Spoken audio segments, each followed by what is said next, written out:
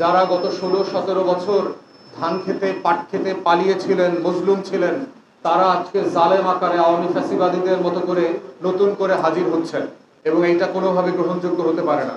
তাই মাননীয় প্রধানমন্ত্রী এবং নতুন সরকারকে আমরা আহ্বান করছি যে এই জুলুম নির্যাতনের অবসান করা দরকার।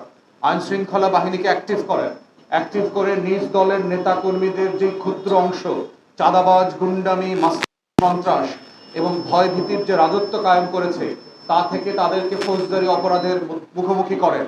আইন শৃঙ্খলা বাহিনীকে অ্যাক্টিভ করে তাদেরকে প্রাতিষ্ঠানিক পেশাদার দায়িত্ব পালন করবার সুযোগ করে দেয়।